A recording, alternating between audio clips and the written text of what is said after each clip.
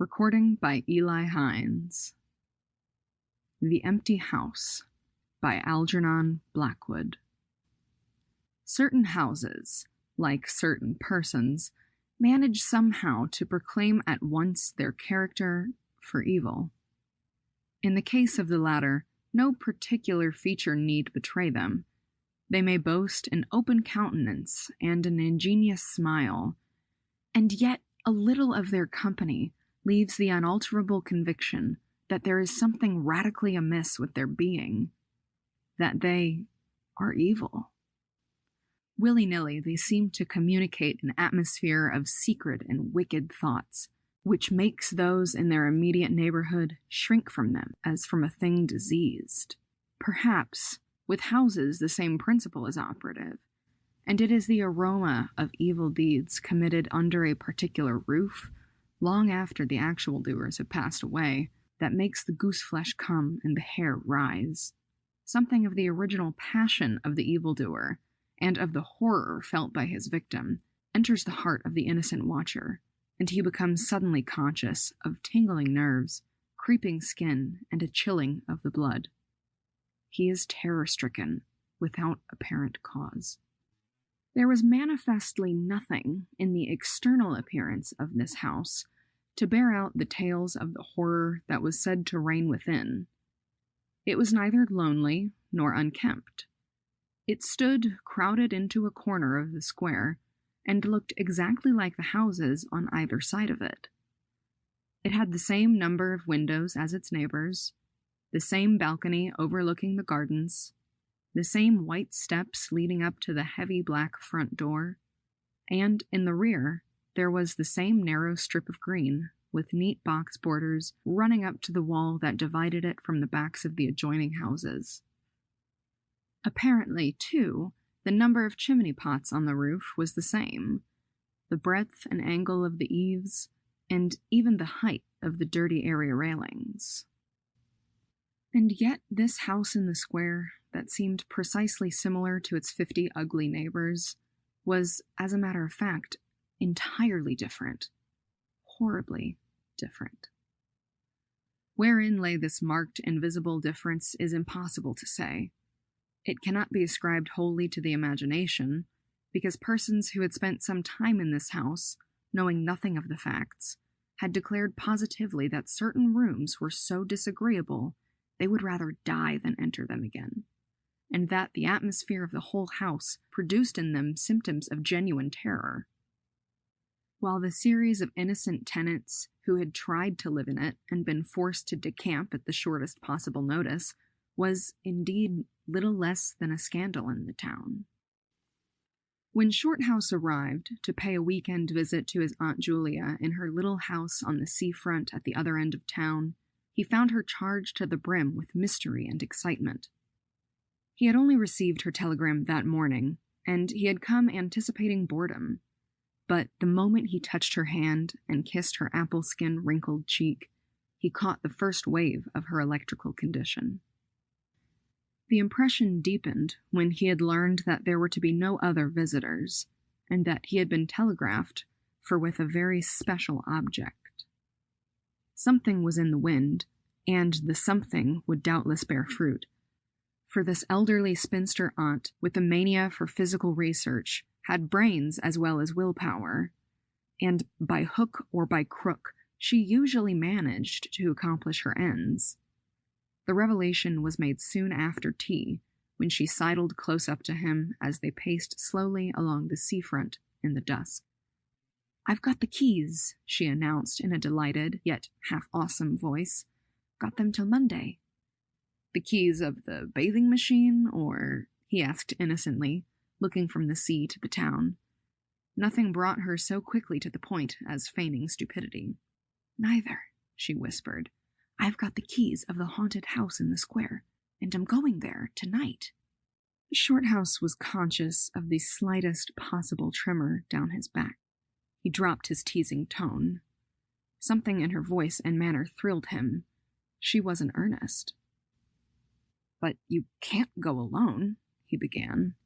"That's why I wired for you," she said with decision. He turned to look at her. The ugly, lined, enigmatical face was alive with excitement. There was the glow of genuine enthusiasm round it like a halo. Her eyes shone. He caught another wave of her excitement, and a second tremor, more marked than the first, accompanied it. "Thanks, Aunt Julia," he said politely. "Thanks awfully." "I should not dare to go quite alone," she went on, raising her voice, "but with you I should enjoy it immensely. You're afraid of nothing, I know." "Thanks so much," he said again. Is anything likely to happen?" "A great deal has happened," she whispered, "though it's been most cleverly hushed up.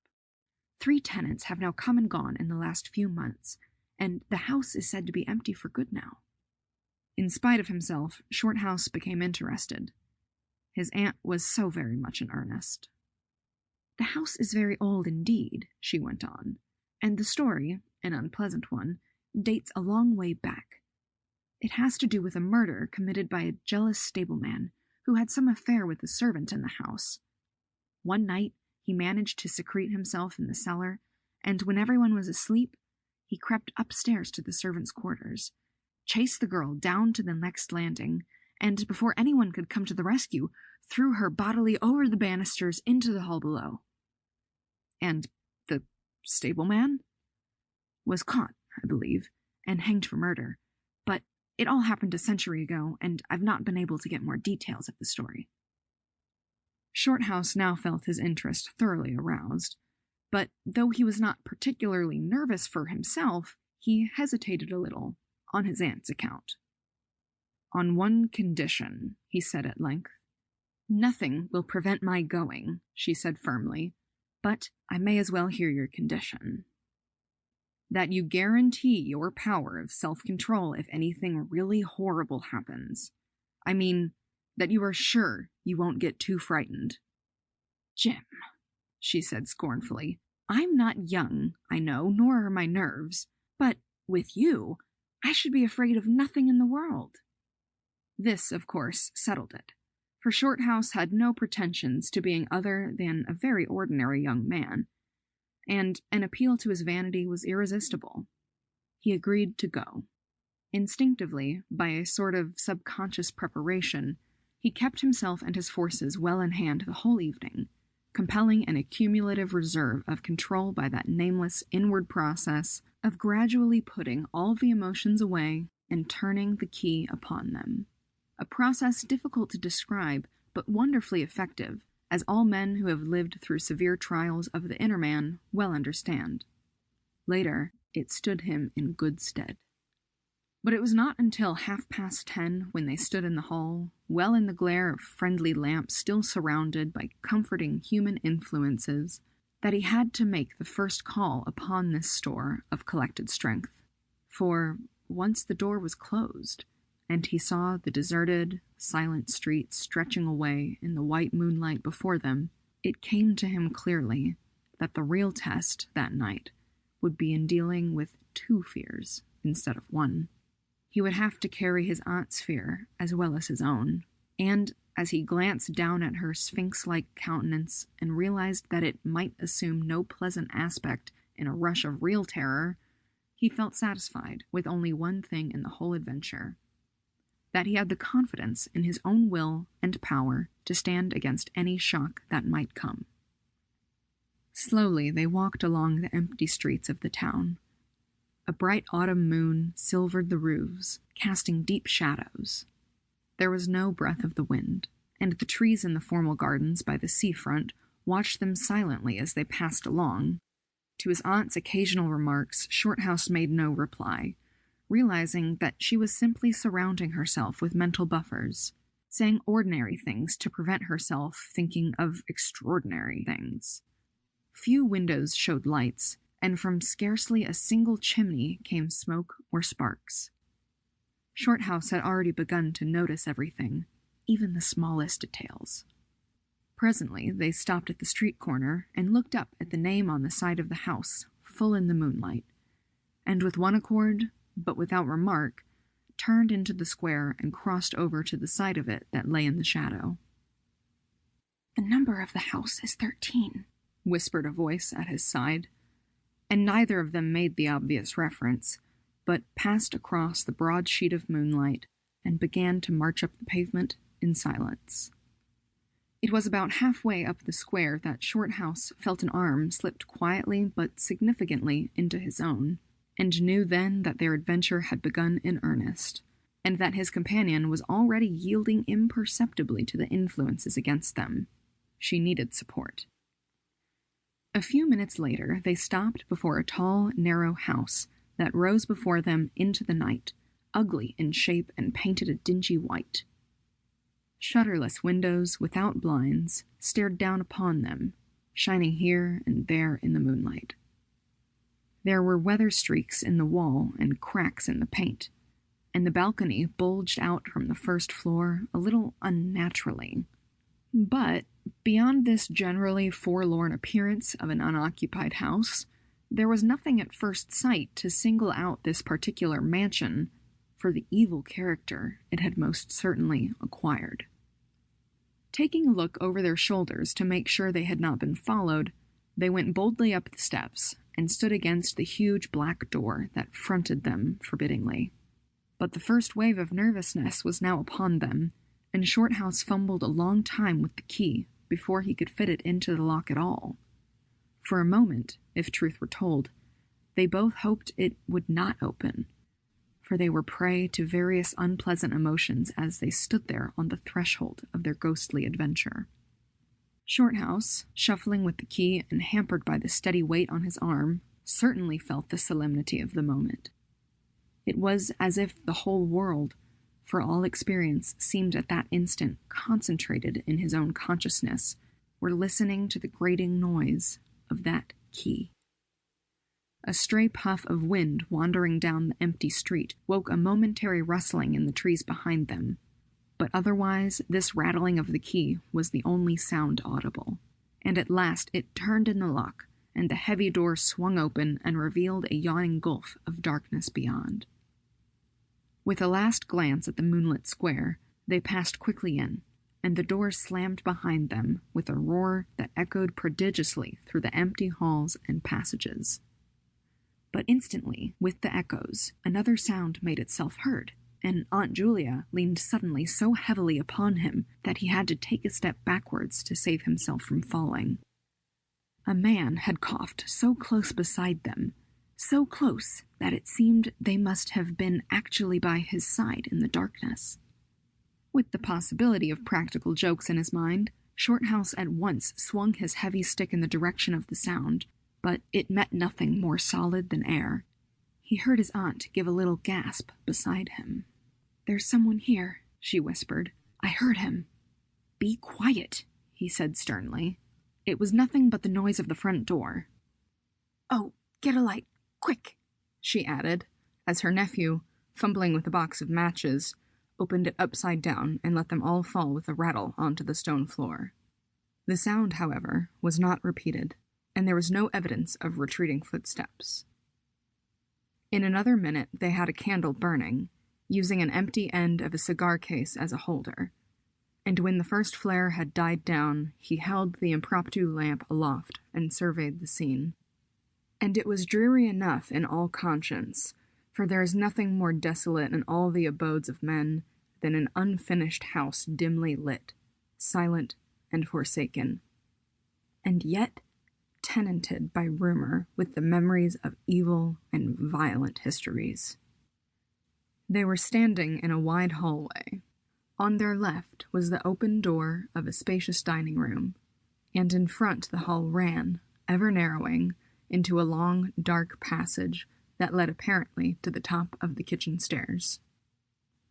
The broad, uncarpeted staircase rose in a sweep before them, everywhere draped in shadows, except for a single spot about halfway up where the moonlight came in through the window and fell on a bright patch on the boards.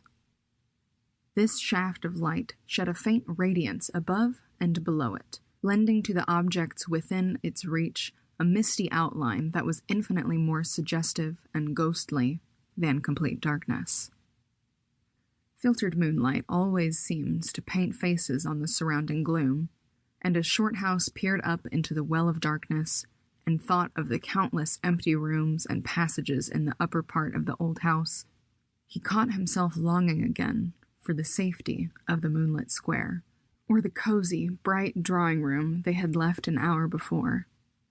Then, realizing that these thoughts were dangerous, he thrust them away again and summoned all his energy for concentration on the present. "Aunt Julia," he said aloud, severely, "we must now go through the house from top to bottom and make a thorough search."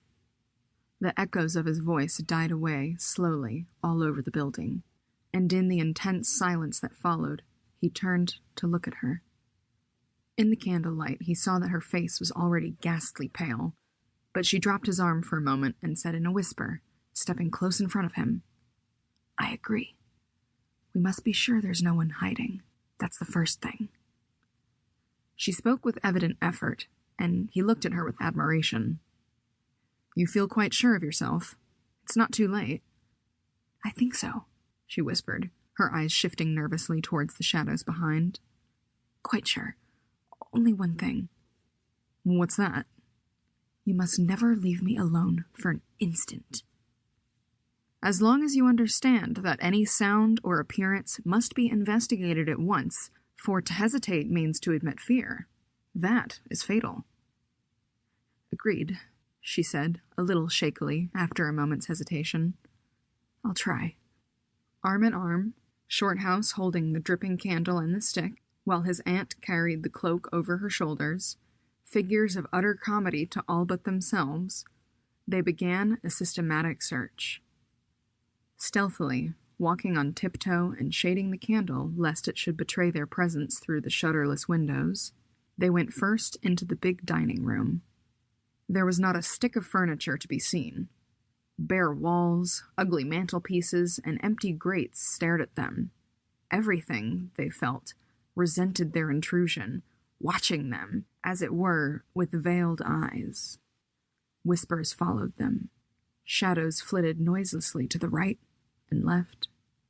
Something seemed ever at their back, watching, waiting an opportunity to do them injury. There was the inevitable sense that operations which went on when the room was empty had been temporarily suspended till they were well out of the way again. The whole dark interior of the old building seemed to become a malignant presence that rose up, warning them to desist and mind their own business. Every moment, the strain on the nerves increased. Out of the gloomy dining room, they passed through large folding doors into a sort of library or smoking room, wrapped equally in silence, darkness, and dust. And from this they regained the hall near the top of the back stairs. Here a pitch-black tunnel opened before them into the lower regions, and, it must be confessed, they hesitated. But only for a minute. With the worst of the night still to come, it was essential to turn from nothing. Aunt Julia stumbled at the top step of the dark descent, ill-lit by the flickering candle, and even Shorthouse felt at least half the decision go out of his legs. "Come on," he said peremptorily, and his voice ran on and lost itself in the dark, empty spaces below. "I'm coming," she faltered, catching his arm with unnecessary violence. They went a little unsteadily down the stone steps, a cold, damp air meeting them in the face, close and malodorous. The kitchen, into which the stairs led along a narrow passage, was large, with a lofty ceiling. Several doors opened out of it, some into cupboards with empty jars still standing on the shelves, and others into horrible little ghostly back offices, each colder and less inviting than the last. Black beetles scurried over the floor, and once, when they knocked against a deal table standing in a corner, something about the size of a cat jumped down with a rush and fled, scampering across the stone floor into the darkness. Everywhere there was a sense of recent occupation, an impression of sadness and gloom. Leaving the main kitchen, they next went towards the scullery. The door was standing ajar, and as they pushed it open to its full extent, Aunt Julia uttered a piercing scream, which she instantly tried to stifle by placing her hand over her mouth. For a second, Shorthouse stood stock still, catching his breath. He felt as if his spine had suddenly become hollow and someone had filled it with particles of ice. Facing them, directly in their way between the doorposts, stood the figure of a woman. She had disheveled hair and wildly staring eyes, and her face was terrified and white as death. She stood there motionless for the space of a single second. Then the candle flickered, and she was gone, utterly gone, and the door framed nothing but the empty darkness. "Only the beastly jumping candlelight," he said quickly, in a voice that sounded like someone else's and was only half under control. "Come on, Aunt. There's nothing there." He dragged her forward. With a clattering of feet and a great appearance of boldness, they went on. But over his body, the skin moved as if crawling ants covered it. And he knew by the weight on his arm that he was supplying the force of locomotion for two. The scullery was cold, bare and empty, more like a large prison cell than anything else. They went round it, tried the door into the yard and the windows, but found them all fastened securely. His aunt moved beside him like a person in a dream. Her eyes were tightly shut, and she seemed merely to follow the pressure of his arm. Her courage filled him with amazement. At the same time, he noticed that a certain odd change had come over her face, a change which somehow evaded his power of analysis. "There's nothing here, Auntie," he repeated aloud, quickly. "Let's go upstairs and see the rest of the house. Then we'll choose a room to wait up in." She followed him obediently, keeping close to his side, and they locked the kitchen door behind them. It was a relief to get up again. In the hall there was more light than before, for the moon had traveled a little further down the stairs. Cautiously, they began to go up into the dark vault of the upper house, the boards creaking under their weight. On the first floor, they found the large double drawing rooms, a search of which revealed nothing. Here also was no sign of furniture or recent occupancy, nothing but dust and neglect and shadows. They opened the big folding doors between the front and back drawing rooms, and then came out again to the landing and went on upstairs. They had not gone up more than a dozen steps when they both simultaneously stopped to listen, looking into each other's eyes with a new apprehension across the flickering candle flame. From the room they had left hardly 10 seconds before came the sound of doors quietly closing. It was beyond all question they had heard the booming noise that accompanies the shutting of heavy doors, followed by the sharp catching of the latch. "We must go back and see," said Shorthouse briefly, in a low tone, and turning to go downstairs again.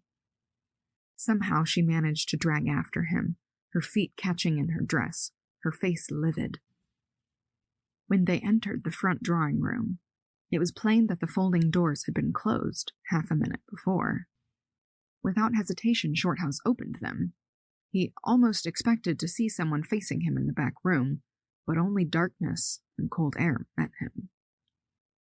They went through both rooms, finding nothing unusual. They tried in every way to make the doors close of themselves, but there was not wind enough even to set the candle flame flickering. The doors would not move without strong pressure. All was silent as the grave. Undeniably, the rooms were utterly empty, and the house utterly still. "It's beginning," whispered a voice at his elbow, which he hardly recognized as his aunt's. He nodded acquiescence, taking out his watch to note the time. It was 15 minutes before midnight. He made the entry of exactly what had occurred in his notebook, setting the candle in its case upon the floor in order to do so. It took a moment or two to balance it safely against the wall. Aunt Julia always declared that at this moment she was not actually watching him, but had turned her head towards the inner room where she fancied she heard something moving.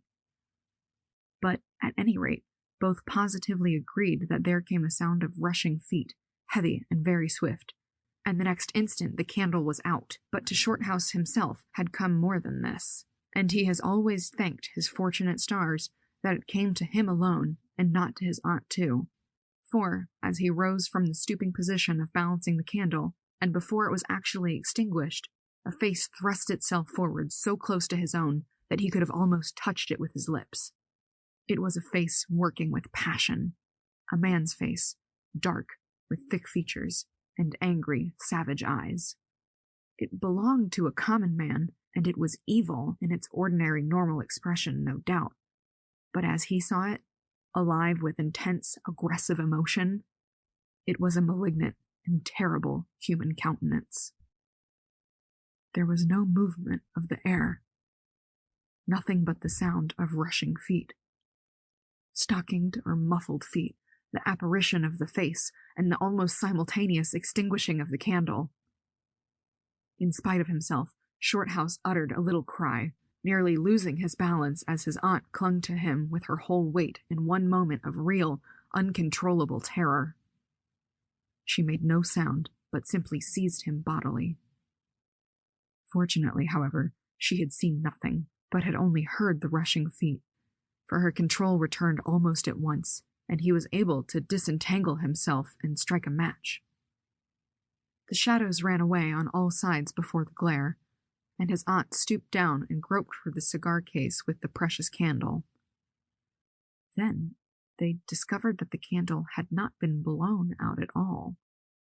It had been crushed out. The wick was pressed down into the wax, which was flattened as if by some smooth, heavy instrument. How his companion so quickly overcame her terror, Shorthouse never properly understood, but his admiration for her self-control increased tenfold, and at the same time served to feed his own dying flame, for which he was undeniably grateful. Equally inexplicable to him was the evidence of physical force they had just witnessed. He at once suppressed the memory of stories he had heard of physical mediums and their dangerous phenomena. For if these were true, and either his aunt or himself was unwittingly a physical medium, it meant that they were simply aiding to focus the forces of a haunted house already charged to the brim. It was like walking with unprotected lamps among uncovered stores of gunpowder. So, with as little reflection as possible, he simply relit the candle and went up to the next floor. The arm in his trembled, it's true, and his own tread was often uncertain, but they went on with thoroughness, and after a search revealing nothing, they climbed the last flight of stairs to the top floor of all. Here they found a perfect nest of small servants' rooms, with broken pieces of furniture, dirty cane-bottomed chairs, chests of drawers, cracked mirrors, and decrepit bedsteads. The rooms had low-sloping ceilings, already hung here and there with cobwebs, small windows, and badly plastered walls, a depressing and dismal region which they were glad to leave behind. It was on the stroke of midnight when they entered a small room on the third floor, close to the top of the stairs, and arranged to make themselves comfortable for the remainder of their adventure. It was absolutely bare, and was said to be the room, then used as a clothes closet, into which the infuriated groom had chased his victim and finally caught her. Outside, across the narrow landing, began the stairs leading up to the floor above, and the servants' quarters where they had just searched. In spite of the chilliness of the night, there was something in the air of this room that cried for an open window. But there was more than this. Shorthouse could only describe it by saying that he felt less master of himself here than in any other part of the house. There was something that acted directly on the nerves, tiring the resolution, enfeebling the will.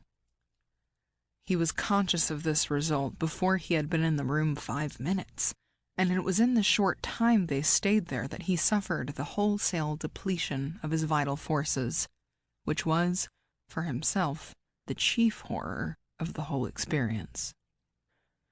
They put the candle on the floor of the cupboard, leaving the door a few inches ajar so that there was no glare to confuse the eyes and no shadow to shift about on walls and ceiling.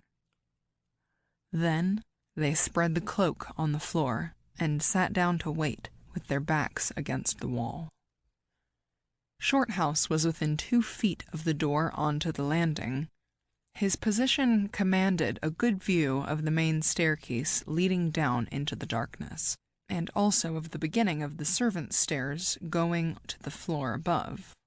The heavy stick lay beside him within easy reach. The moon was now high above the house. Through the open window they could see the comforting stars like friendly eyes watching in the sky.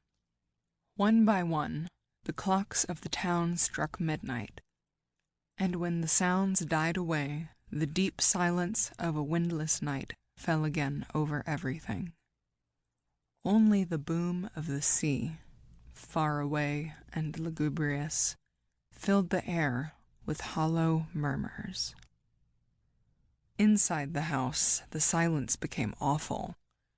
Awful, he thought, because any minute now it might be broken by sounds portending terror. The strain of waiting told more and more severely on the nerves. They talked in whispers, when they talked at all, for their voices aloud sounded queer and unnatural. A chilliness, not altogether due to the night air, invaded the room and made them cold.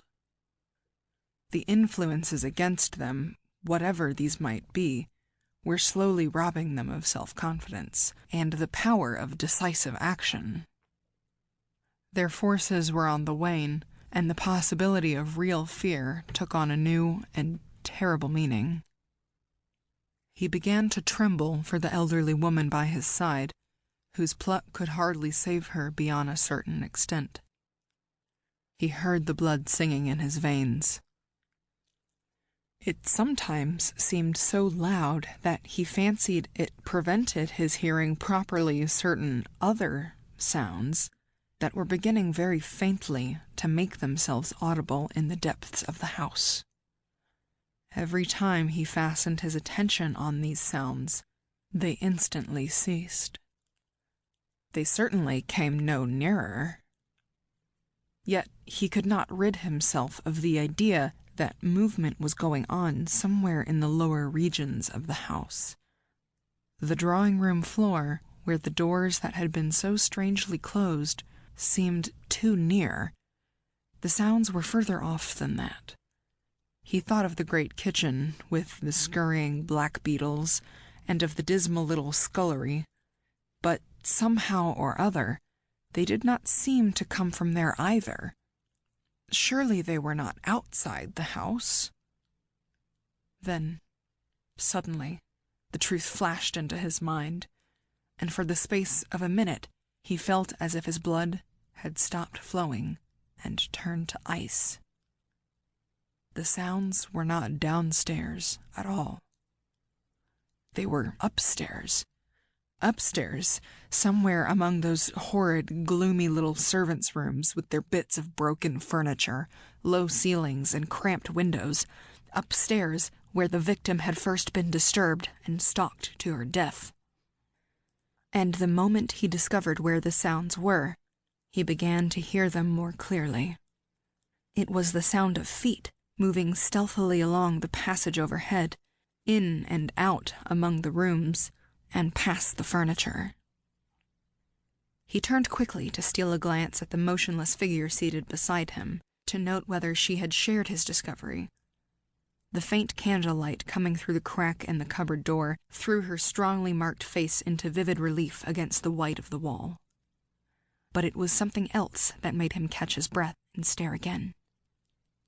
An extraordinary something had come into her face, and seemed to spread over her features like a mask. It smoothed out the deep lines and drew the skin everywhere a little tighter, so that the wrinkles disappeared. It brought into the face, with the sole exception of the old eyes, an appearance of youth, and almost of childhood. He stared in speechless amazement that was dangerously near to horror. It was his aunt's face indeed, but it was her face of 40 years ago, the vacant, innocent face of a girl. He had heard stories of that strange effect of terror, which could wipe a human countenance clean of other emotions, obliterating all previous expressions, but he had never realized that it could be literally true, or could mean anything so simply horrible as what he now saw. For the dreadful signature of overmastering fear was written plainly in that utter vacancy of the girlish face beside him, and when, feeling his intense gaze, she turned to look at him, he instinctively closed his eyes tightly to shut out the sight. Yet, when he turned a minute later, his feelings well in hand, he saw to his intense relief another expression. His aunt was smiling, and though the face was deathly white, the awful veil had lifted, and the normal look was returning. "Anything wrong?" was all he could think of to say at the moment, and the answer was eloquent, coming from such a woman. "I feel cold, and a little frightened," she whispered. He offered to close the window, but she seized hold of him and begged him not to leave her side, even for an instant. "It's upstairs, I know," she whispered with an odd half-laugh, "but I can't possibly go up." But Shorthouse thought otherwise, knowing that in action lay their best hope of self-control. He took the brandy flask and poured out a glass of neat spirit, stiff enough to help anybody over anything.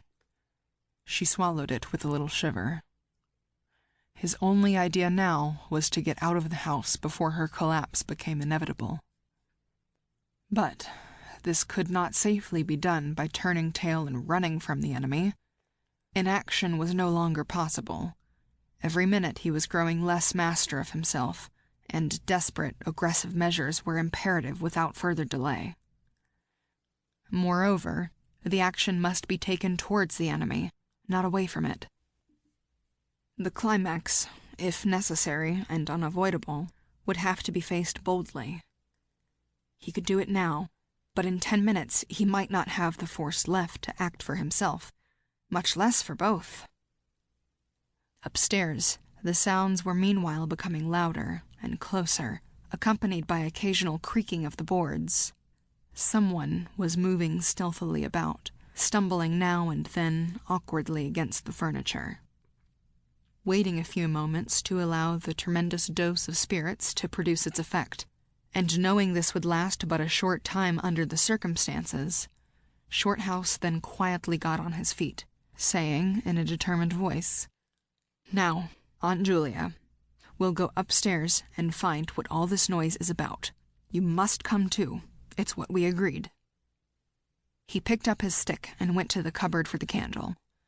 A limp form rose shakily beside him, breathing hard, and he heard a voice say very faintly something about being ready to come. The woman's courage amazed him.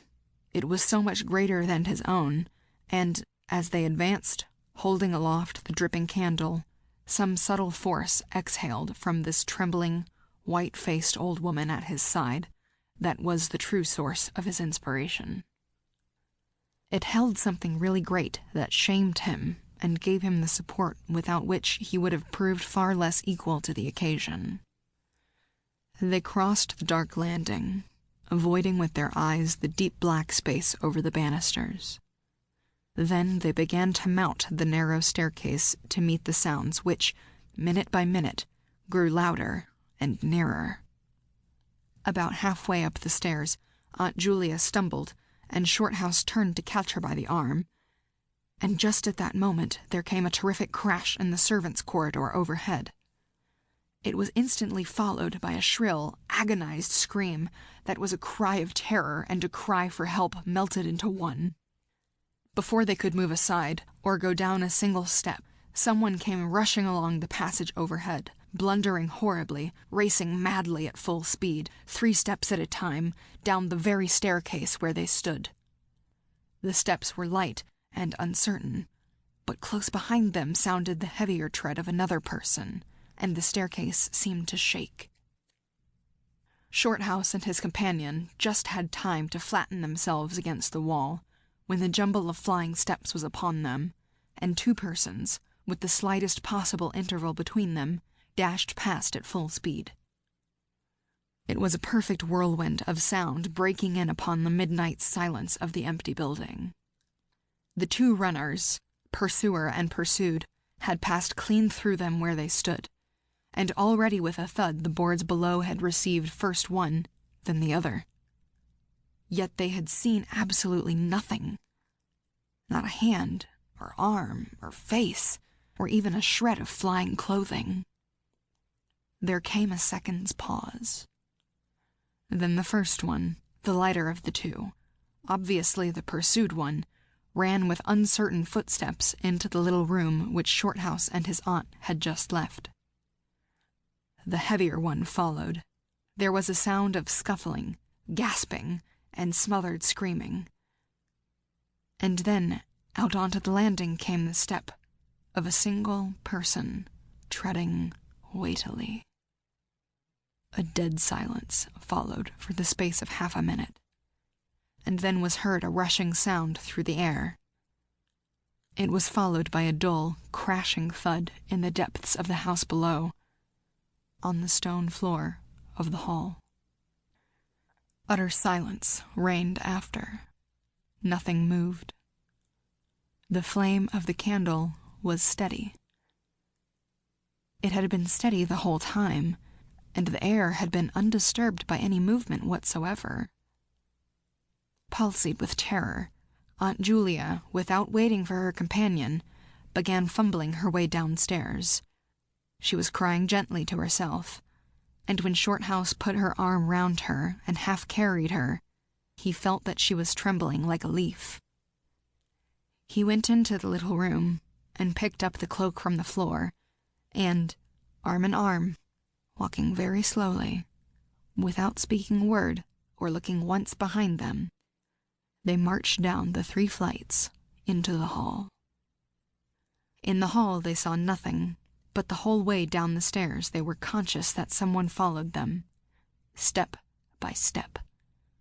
When they went faster, it was left behind, and when they went more slowly, it caught them up. But never once did they look behind to see, and at each turning of the staircase they lowered their eyes for fear of the following horror they might see upon the stairs above. With trembling hands, Shorthouse opened the front door, and they walked out into the moonlight and drew a deep breath of the cool night air blowing in from the sea. End of The Empty House.